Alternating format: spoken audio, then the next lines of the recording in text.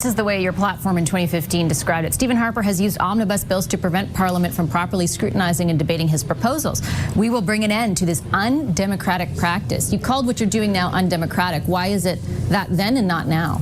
Oh, that's... Smash that like, hit subscribe. My name's Aaron. This is Canadian Looney. We're jumping over to CTV News to watch Vasi Capellos have a chat with one of our favorite ministers in Carney's cabinet, the despicable Stephen McKinnon. Oh, he's rancid. They're supposed to be getting along a bit better in the House now, the Conservatives and the Liberals. Let's see who draws first blood. My guess, it's going to be McKinnon. Let's see if Vasi puts him in his place. Do your job, Vasi. Come on. Harmony in the House. Conservative House Leader Andrew Scheer told CTV News this week he believes the Liberals are having conversations, quote, in good faith with his party to get legislation passed. Scheer was specifically referencing comments around what's called the Budget Implementation Act, which is a matter of confidence in the House, meaning if the bill fails, it would topple the government. So can the parties truly work together to get legislation passed? And how much of this new era of cooperation is in the hopes of staving off an election? With me now is Government House Leader Steve McKinnon. Hi, Minister. It's good to see you as always. Thanks very much for making the time.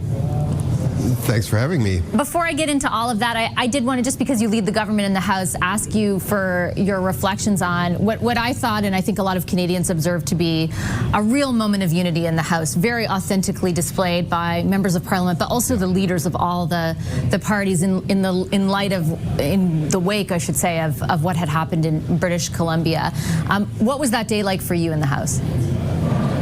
Well, obviously, in those days of happily rare of terrible tragedy, it gives our parliamentarians the opportunity to be at their best, and I thought we saw that on Wednesday with very moving speeches from all the leaders and genuine emotion here among parliamentarians, and a moment of solidarity that's all too rare. It's unfortunate that it's tragedy. That tragedy brings that on, but we were obviously continuing to think about the folks in Tumbler Ridge and in my own region of the Outaouais in Quebec, Kittaganzibi, where we also had a terrible tragedy befall us this week. Yeah, we take note of all of that, and certainly, very, very sincere moments in the House. I'll switch gears, drastically. I'll say a hard turn to sort of what is going on in the House from a legislative perspective, and the words from Mr. Scheer and others about this tone of collaboration. The last time you and I spoke, right at the outset of this sitting, Minister, you accused the Conservatives of, quote, I'm quoting here, systematic obstruction, and told them to get out of the way. Do you concede that your framing at the time has not materialized? Well, no. In fact, I think my framing was not only pretty accurate as to what was occurring, but prescient, in as much as we've been able to make progress on a number of pieces of legislation, on the Carney plan to move Canada's economy forward. We've just tabled a procedural motion that will allow us to take up, when Parliament returns in a week from now, to take up the consideration of the Budget Implementation Act. We're very happy about that. Obviously, Canadians want this Parliament to work. No one sees the need for a federal election at this time. We just had one less than a year ago. People seem to have a great deal of confidence in the Prime Minister, in the plans that we're proposing to build Canada's economy, to build more homes, to get people to work. Those plans are bearing fruit right now, and we want that momentum to continue. It's not entirely, though, because the Conservatives just got out of the way that you're able to advance your agenda. It's because parts of that agenda, including on the Budget Implementation Bill that previously your government had signaled you would not waver on, you now appear to be open to moving on. For example, the most controversial clause in the Budget Implementation Bill that Minister Champagne this week said around granting extra powers to ministers was up for discussion. So it looks like you got out of your own way, too. Well, this is a very, very important piece of legislation. It implements literally hundreds of measures that were contained in the budget and critical elements of the Prime Minister's plan to rebuild our economy. The Conservatives have expressed discomfort with one section of that bill relating to a deregulatory measure. They usually are for cutting red tape, but in this case have expressed some discomfort and asked us if we could circumscribe those measures somewhat.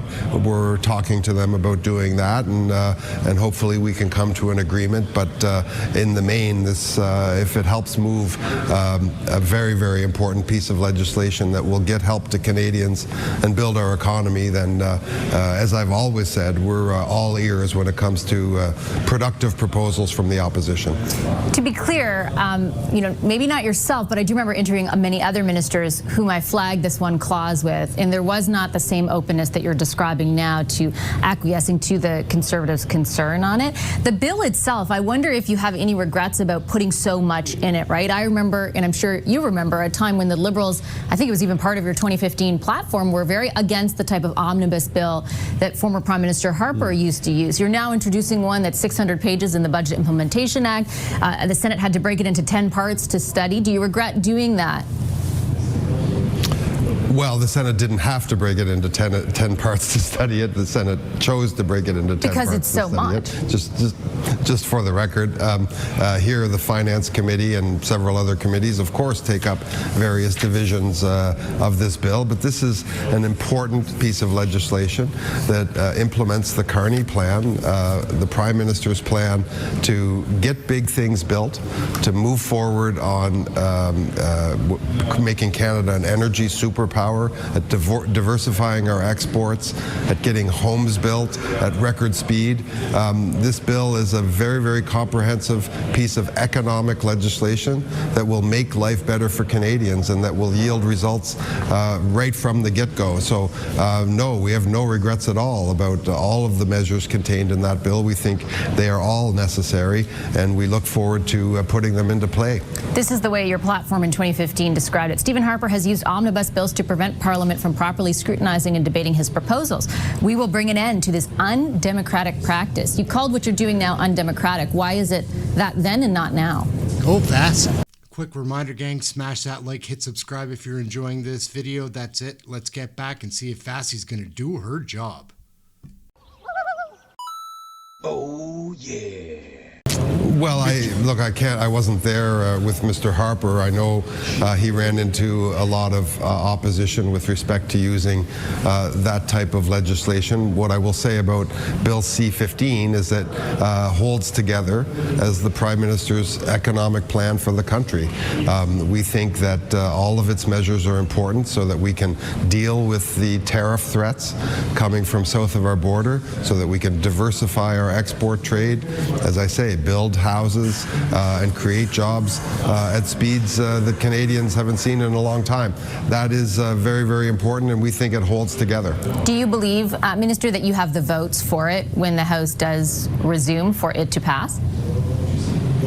Well, we will see. Obviously, I can't speak for the opposition and how they intend to deal with this, but we will see soon enough, Vashi, as we will be taking up consideration of the Budget Implementation Act as we return to Parliament in about a week. You started off certainly by framing this against the backdrop of a lack of excitement that Canadians have for another election right now. I wanted to ask in particular, Minister, to conclude about your own party's level of excitement for another election.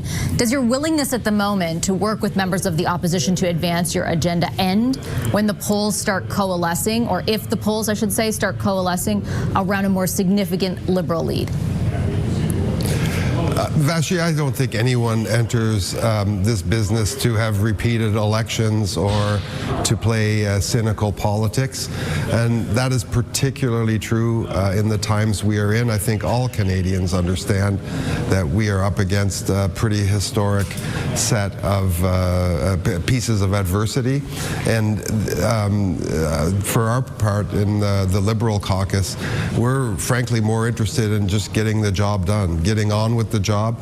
That's why when obstruction occurs in this place, we're frustrated. We don't really understand why members of Parliament from other parties don't want to join with us in building a plan that will help the country. When those occasions present themselves, we will all obviously jump on them. But the most important thing, Vashi, right now is to help the country move forward, deal with affordability, deal with our economy, and deal with diversifying trade away from the U.S. and into other markets. And we're getting a lot of early success on that, and we just want the momentum to continue.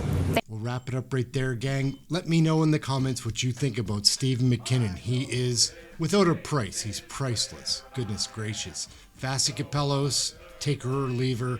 She's a capable journalist that seldom does the right job. Anyhow, that's it, Aaron. Thanks for watching. We'll check you in the next video. Smash the like, hit subscribe. Ciao for now.